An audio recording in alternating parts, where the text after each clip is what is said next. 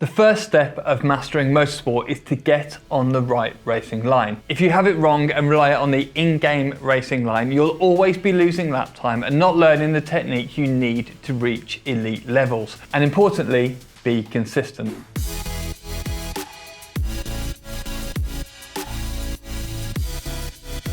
My name's Scott Mansell. I've been racing in the real world for all of my life through karts and high-power single-seaters. I've also driven over 25 Formula One cars. I've coached hundreds of real-world racing drivers and thousands of e-racing drivers. And today I'm going to help you review the core techniques you need to turn off the racing line in F1 2021. So first up, racing lines in games like F1 2021 are great tools to learn the racing line on new tracks and for beginners learning the basics of racing. The in-game racing line can give you a sense of the correct line around a track and when you are taking corners too slow or too fast. However, like any assist, it has its weaknesses. Sometimes the line is not ideal and very often it doesn't use all of the track or take the best line for a corner sequence. Its color coding of whether you're going too fast into a corner can be misleading. Another thing is if you rely on it entirely, then out of the box situations such as defending or attacking it can be very difficult as you won't understand the right racing line in these scenarios. Finally, the in-game racing line can strongly distract your vision and the other techniques you'll need to be fast and consistent. So I recommend using it for 5 to 10 laps on a new track to accelerate your learning of the corners, then turn it off and start working from base principles. To remove the racing line assist, you need to learn two key principles. First, you need to understand the basic theory of racing lines and where to position your car on track.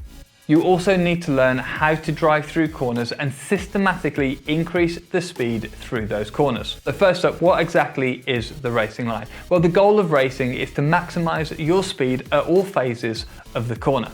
First thing to explain here is the geometric racing line. And this is the shallowest arc through a corner. So imagine you take an overhead view of the circuit and you take a compass and arc through the shallowest curve that you can.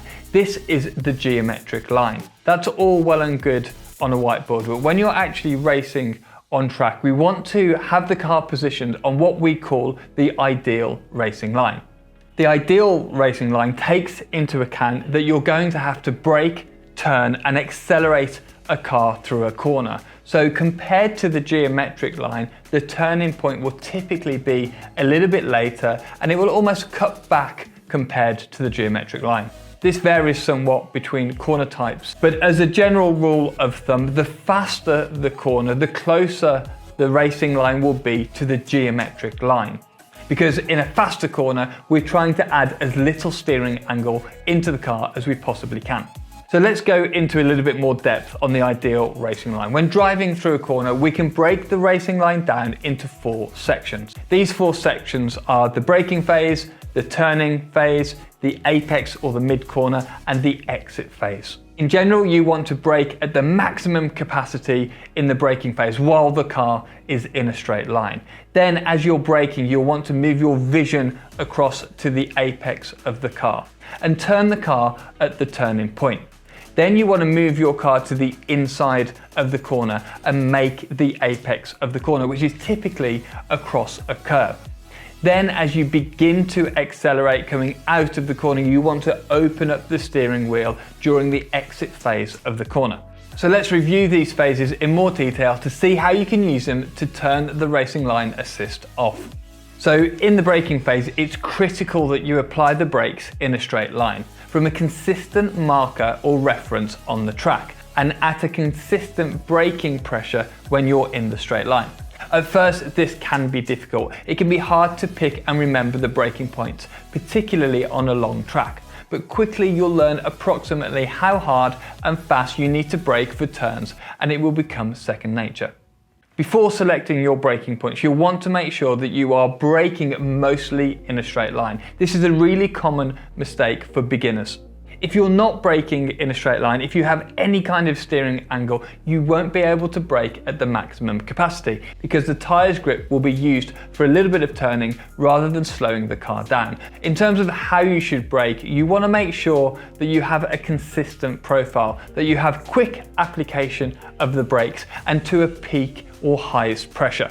This means that the rate of deceleration, how quickly the car slows down, is going to be consistent lap after lap. So once you have this, you can then begin to select a braking point. You should use things at the side of the track, looking for braking marker boards or other fixed positions. Obviously, avoid using shadows or anything that is impacted as the weekend progresses. Here, it's really important to use your peripheral vision to spot the braking points. To get your braking point right, first start by braking a little bit early, a little bit conservatively, and slowing the car down a little bit too early for the corner. You can then edge this braking point a little bit further, a little bit closer to the corner each lap until you get it right. If you do miss the apex by a small amount, then just bring that braking point up the track a little bit more until you head into the corner at exactly the right speed. One thing to note here is that for higher speed corners or corners where the car doesn't need to slow down quite as much, you may not actually need to use the full brake pressure.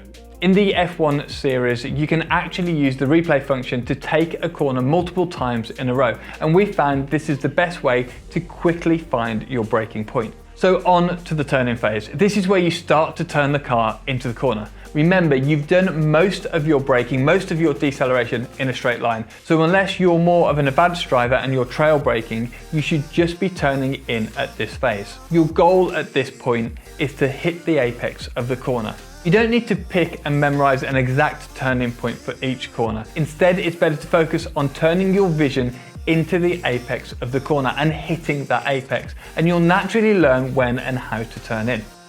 If you're looking at the turning point, you won't have time to move your vision across to the apex, and it's likely that then your racing line will be incorrect. So at the turning phase, we use as much of the track as possible. We turn our eyes to the apex and we smoothly turn the car into the corner. It's really important at this point that we are not really hard on the brakes, otherwise we could cause one of the tyres to lock up or we could understeer wide of the apex. A little tip at this point, which we cover in our braking mistakes series, but we often see drivers attempt to brake later and later to try and gain speed and lap time. However, in general, just focus on hitting the apex and over time that speed will come naturally. The goal here is to be as smooth as you possibly can and load the car up in an incremental way. Any harsh movements on the steering wheel here will actually lower the cornering speed of your car. Next up, we have the apex phase, or the mid-corner. This is of course where we hit the apex of the corner. But where exactly is the apex? Well, most circuits will have curbs at the apex or on the inside of the corner. So that is your first indicator. But obviously they are quite long, and so this is quite general. But as a rule of thumb, the slower the corner, the later the apex. The apex phase might seem simple, but there is a lot we can do that will ultimately maximize our exit. If we mess up at the apex point, we ruin the exit of the corner because we won't be able to get the car out of the corner quite as quickly. By the time we get to the apex, our vision should generally be ahead and looking towards the exit, not fixated on the apex. If you do this, you won't know how much and when to get back on the accelerator. When you're coming into the corner, into the apex, we should be thinking about when we're going to get back on that throttle. Obviously it depends on the type of corner, but we want to get on the throttle as soon as we possibly can so that we carry that speed down the following straight. Once we come through the apex, our goal should be to open up the steering wheel and maximize the speed on the exit. We do see a lot of mistakes here, but the good news is they are quite easy to clean up. One of the main things that we see is when drivers don't coast in the middle of the corner.